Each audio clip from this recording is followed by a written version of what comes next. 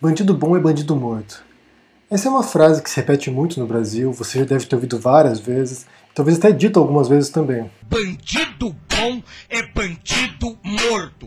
O que acontece é que o Brasil é um país muito violento, extremamente violento. Na última listagem das 50 cidades mais violentas do mundo, 19 cidades brasileiras estavam nessa posição. Há muitos assassinatos, há muito homicídio no Brasil, e boa parte deles nem são resolvidos, na verdade. O que eu queria falar com vocês hoje é como é que a gente chegou a esse estado, como é que a gente chegou nessa situação onde a lei é a lei da brutalidade, é a lei da violência, é um estado de calamidade. Porque a primeira coisa é quando você está nesse contexto, quando você está no Brasil, você está imerso nessa realidade violenta, é de você realmente pensar que a solução é mais violência, a solução é matar o bandido, é executar, é que a polícia faça esse serviço, ou que a própria população se reúna para linchar os bandidos.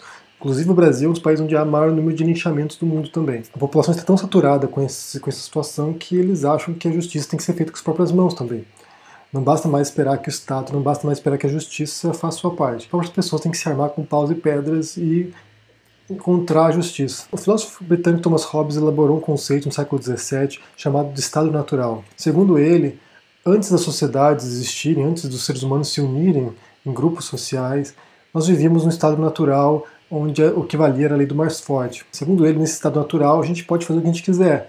A gente pode matar, a gente pode estuprar, a gente pode queimar a casa dos outros, a gente pode fazer o que quiser, a gente pode roubar, porque a única regra que existe, a única norma moral que existe é a do próprio indivíduo. O indivíduo quer, ele vai e faz. Quando a gente passa a viver em sociedade, quando a gente passa desse estado natural, onde tudo é possível, onde tudo é permitido, a gente inconscientemente assina uma espécie de contrato, que ele chama de contrato social, e que vai ser muito importante para os filósofos políticos depois disso. Segundo esse contrato social, a gente abre mão de certas liberdades e certas possibilidades de fazer o que a gente quiser para poder viver em harmonia, para poder viver em paz com nossos vizinhos. Ou seja, no estado natural eu posso ir lá e roubar alguém, mas isso também permite com que o outro venha e me roube. No contrato social, não. No contrato social eu não vou roubar ninguém, eu não vou matar ninguém, porque isso vai ter uma punição e também isso vai fazer com que exista uma harmonia social onde as pessoas possam prosperar, possam ser felizes, possam viver em harmonia. A impressão que eu tenho é que no Brasil o contrato social ruiu. Ele já não existe mais em certos aspectos sociais.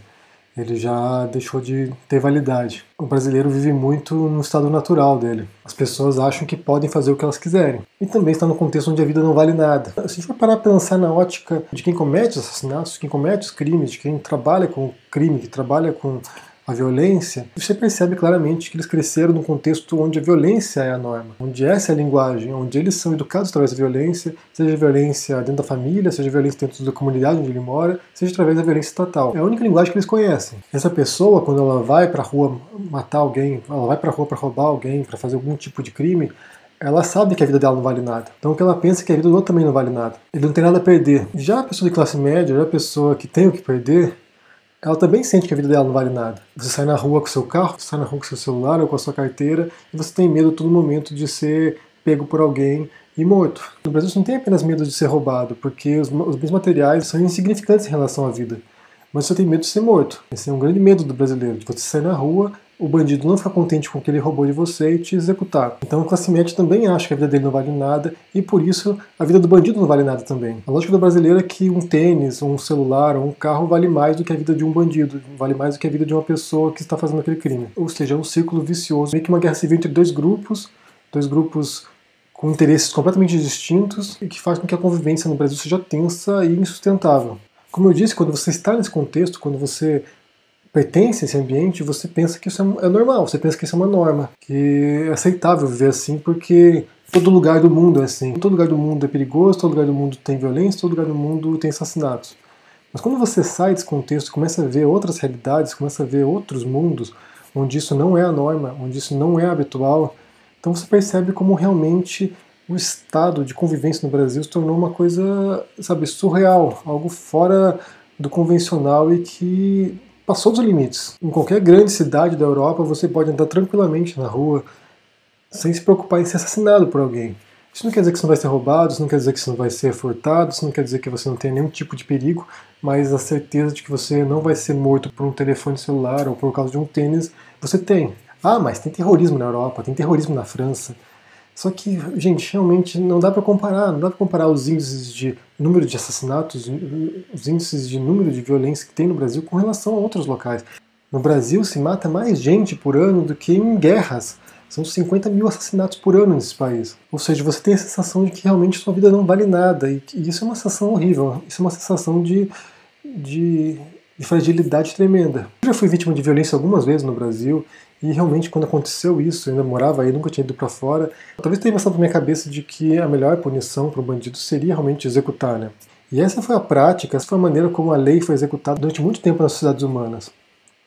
O primeiro código penal que a gente conhece, o primeiro código legal que a gente conhece, que é o Código de Hammurabi, ele é basicamente isso. Você roubou, corta a mão da pessoa. Você matou alguém, você é executado. Era uma lei que ia pelo olho por olho mesmo. Tanto que foi daí que surgiu a frase.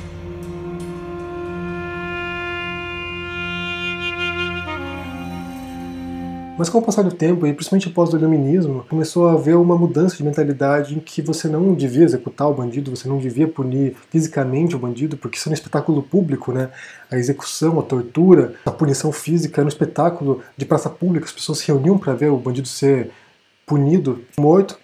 Mas depois disso passou a uma outra mentalidade de que era preciso encarcerar, era preciso afastar do convívio social para que essa pessoa tivesse a oportunidade de se regenerar, né? De se reintegrar na sociedade. Então, a partir do século XVII em diante, século XVIII, há toda uma teoria, toda uma mudança de mentalidade que se torna vigente e passa a pensar no bandido, ou no louco, ou qualquer um que esteja fora desse padrão social aceito, como alguém que tem que ser afastado, analisado, reeducado e reintegrado. Esse tema foi bastante abordado pelo Michel Foucault no livro Vigiar e Punir. Basicamente se trata disso, de como houve essa mudança de mentalidade para uma medicalização, para uma noção mais até humanitária, podemos dizer assim, mas de como você realmente pensar o ser humano de outra maneira e de como o bandido ou a pessoa que está fora, está às margens da sociedade, tem que ser analisada e reintegrada. Mas no Brasil hoje a gente está com uma mentalidade medieval, a gente está com uma mentalidade do Código de Hammurabi.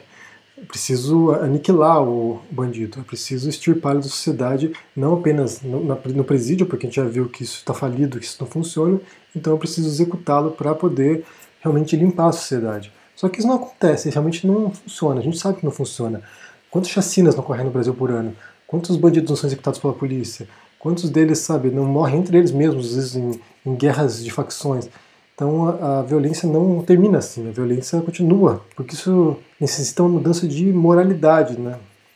Não apenas de sistema penal, de sistema repressivo, não, tem que ser uma mudança de moralidade. Como o Brasil tem essa história de violência, que é uma história durante toda a formação do país, primeiro foi a invasão dos portugueses que escravizaram índios, depois escravizaram os negros, então há toda uma história de violência estatal, muitas vezes, né? Violência das instituições, e também violência no dia a dia. O Brasil sempre foi um país muito violento, só que na atual circunstância as coisas estão fora de controle. Muita gente pensa soluções, muita gente tenta elaborar soluções para reduzir o impacto disso na sociedade, e há algumas iniciativas que realmente funcionam, né? Mas no geral a situação é muito complicada no Brasil porque é uma falência generalizada de todos os níveis institucionais.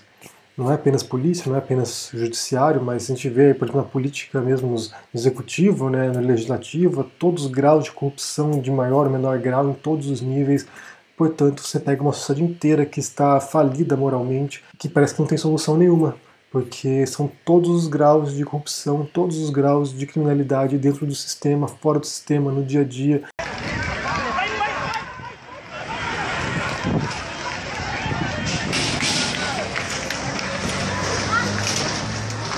Então é realmente muito difícil consertar uma situação que está totalmente fora do controle. Como eu disse, no Brasil o contrato social fracassou, não existe mais. O que existe é um retorno ao estado natural, onde cada um faz o que quer, mata se quiser matar, rouba se quiser roubar, e não tem nenhum tipo de controle sobre isso. Eu quero saber de você qual a sua opinião sobre isso, como você percebe a situação, como você analisa a situação, e se você tem alguma noção, alguma ideia do que poderia ser feito para melhorar.